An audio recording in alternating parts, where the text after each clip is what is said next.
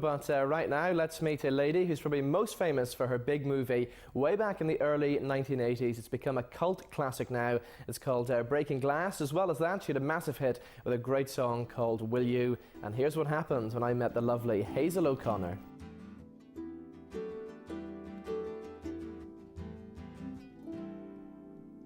Look out over the ocean and see what you can see.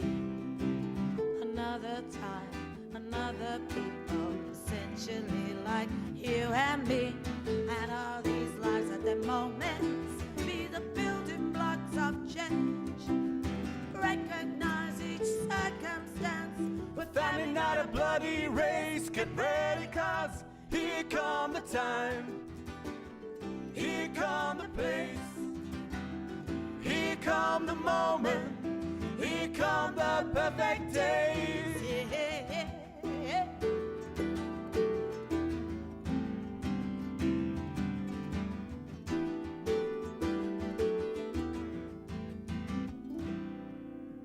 Each and every creature has its true and rightful place. And we are not the overlords, we are links upon the chain. Each and every creature, treasures in their heyday. We are not the overlords, we're sharing this world and this space. Get ready, cause here come the time. Here come the place. Here come the moment. Here come the perfect days.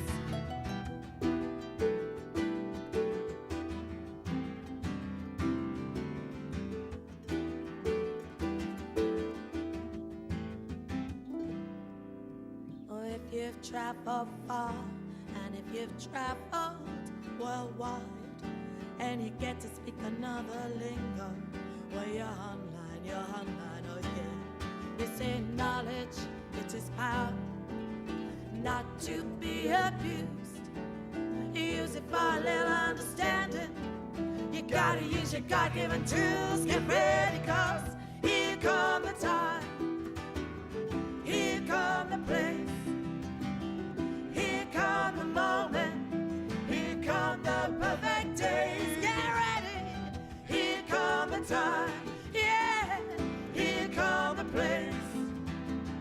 Here come the moment. Here come the perfect days. Well, get ready.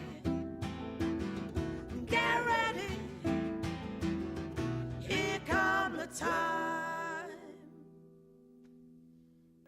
So Hazel, welcome back to Belfast. You're becoming a regular visitor here, aren't you? Indeed I am. I love coming here. I've got mates here, so. Great stuff. So you're doing a gig tonight. It's a bit of a special gig because before it, they're showing Breaking Glass. Apparently so. I didn't know that until 2 days ago. Will you be watching it? No, I don't like to see myself. All I can see is my nose growing longer in that, because it's a big screen and it just makes, I'm scared of looking at myself. I don't want to. All right, okay. Have you ever watched Breaking Glass all the way through? Yeah. Yeah. Years ago. I'd probably just be a bit disappointed now and be really girly about it and go, you know, I was thinner then, or, you know, I had less wrinkles and all that, so it's stupid. All right. I don't want to make myself suffer. And is it true that you were the first woman in history to write all the songs and perform them in a movie as well? I believe so, yeah. Yes, I think so. Apparently there was something on the BBC Two recently on the Culture show where they remarked on that fact again, that, you know, it hadn't been done before, because it's always rare anyway. Women get so few breaks in this business, even now, you know, unless you're in a put-together bandy thing where you have to be, you know, sell your sex for pop music. And I never wanted to do that. I loved the fact that when it happened for me, it was about music and energy as opposed to how pretty you were and, you know, stuff like that. Did you always have full control over your career, or was there a time when the record companies were saying, no, Hazel, you must do that, you must do this, you must look this way? No, they never really did that, because it wasn't the kind of way of the time. But they did it in other ways, you know, like by withdrawing any financial assistance, which is always bound to make people change. You know, that happens politically all over the world, doesn't it? You know, it's like, I don't know, oh no, I won't even go there. I was going to say something political about Afghanistan and substances that people grow there, and how the Americans have been trying to stop them growing it. And the poor old growers of the poppy, let's say, can't understand it because they don't use the stuff. It's just the decadent Westerners who do. And it's the only way they have to make their money. So, But yes, money is the one that controls people. And sometimes, for instance, when I signed my first deal, the record company did pull the old strings there by saying, well, if you don't sign with us now, nobody will want you. And in a way, that's a form of control, because I did sign it and I didn't have a lawyer there at the time. So it was very bad form, really. Yeah. But no, I remember after the film, I was going to Cannes Film Festival, and the producer of the film turned up to Heathrow Airport, and I was fed up with having this thatch cottage type hairdo, the breaking glass girl. So I thought, I'll go and get my hair done into little kind of plaity dreadlock things, and I looked like a white mop, really. And I really liked the hairstyle. Nobody had a hairstyle like that in them days. And when I got to the airport and Davina turned up, our producer, she came running up to me and went, Hazel, what have you done to your hair? And I said, it's all right, I just, needed a change. And she said, no, we needed you the same as the girl in the film. And I said, oh, it'll be all right. And it was better than all right, because it looked so weird that all the paparazzi there in Cannes wanted to take my photograph because I looked so strange. So it actually worked, but I didn't know that it was going to be, it wasn't for that reason. I'm talking about hairdos. Is it true that you once cut David Bowie's hair? It is true. Really? Yeah. How and why? And well, see, the guy that produced the Breaking Glass album was a producer called Tony Visconti, and Tony had always been David Bowie's producer, as he was also Thin Lizzy's producer, and T-Rex's producer. Right. And I was a huge fan of David Bowie, and Tony knew this. So when we were towards the end of filming, I got a call from Tony saying, Hayes, if you want to come into the studio tomorrow after work, we've got David in recording something for the Kenny Everett show. And I said, oh, yes. So I went into the studio, met him, and he was a bit funny when he first met me, because he said, oh, I hear you're making a musical film. And I said, yes. And I was terribly like, ooh. And then he said, what's it called? And I said, Breaking Glass. And then he said, they must have named it after my song. And I thought, no. We actually didn't. We didn't think of David at that moment when we were making the title up. I remember making the title up because I was saying to the director, it's like being in a glass ball, this character that I'm going to play, and she eventually is trying to smash out. Breaking Glass, we all went. Yeah. But David thought it was named after his song, so I said a big no. And then I thought, you'll probably take offence at that. And then he said, do you want me to write any songs for you? Wow. And I said, actually, they're all written, done and dusted, thank you. And then he was really sweet, and instead of being, taking the ump with me, he said, here, you cut hair, because I used to give Tony Visconti the old trim every so often, because my mum was a hairdresser, so she taught me a bit. And I said, yeah, I do, I cut Tony's hair. He said, would you give us a haircut? And I didn't want to at all, because he was one of my heroes. Yeah. And imagine making a huge, horrible slip on your hero's hair. Yeah. I can remember buzzing my husband's hair once, and I was doing it on a number 2, and he said, oh, just take the blade off and do it raw. And I went, are you sure? Are you sure? And I started to do that, and he went, like that. And suddenly there was a big hole, and I had visions of doing that to David's hair. And I didn't have proper scissors, and we only had old dirty tea towels to put round him. But he took it all in his stride. It was brilliant. But his assistant, I thought she was going to, scratch my eyes out. She was watching me, every move. Oh, brilliant. So moving on from Bowie to somebody else now, George Michael. I read somewhere that you apparently snogged George Michael. We didn't snog. We had a kiss, a little kiss.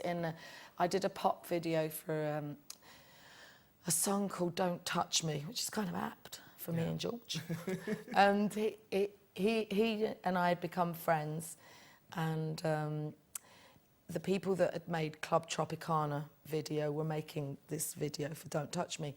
And they said, why don't we ask George? And we had a little script where there was going to be a kind of I was private detective, and I was supposed to be looking at my boyfriend, but we didn't know it was boyfriend at the beginning of the little movie.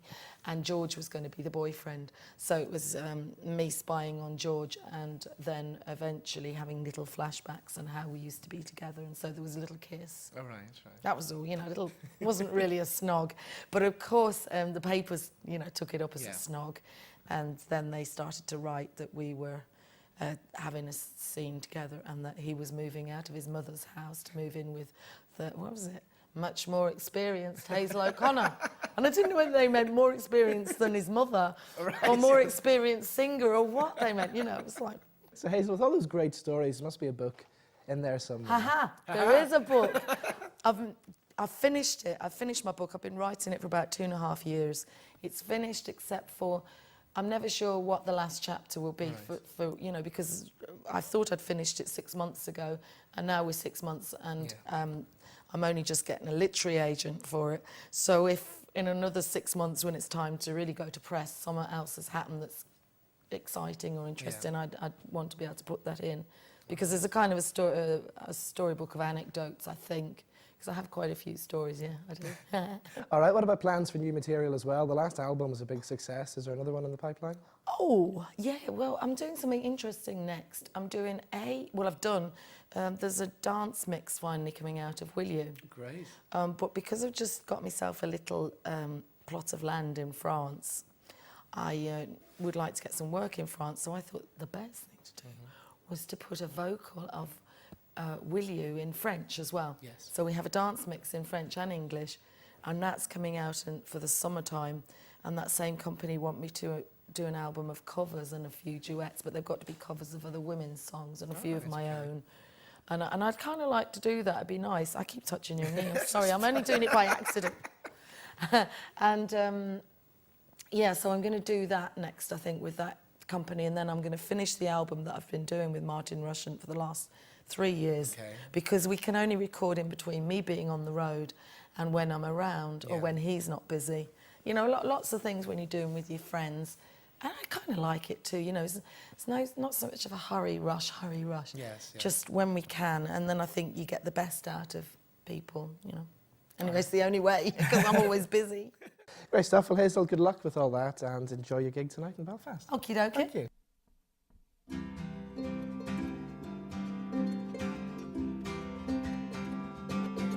Well, did you ever get the feeling you've been here before? Well, I do. You see a face in no place, maybe it's deja vu. You better believe it, the freedom, you know the next line. You better believe it, the feeling, time after time I am dreaming. Hey, am I dreaming? Yeah, dive down into life's ocean. You're riding on a crest of a wave. Big mama come crashing down on you. You spin around, hit the ground, rise again, spit the sand and say, hey, I'm still breathing. Hey, I'm alive.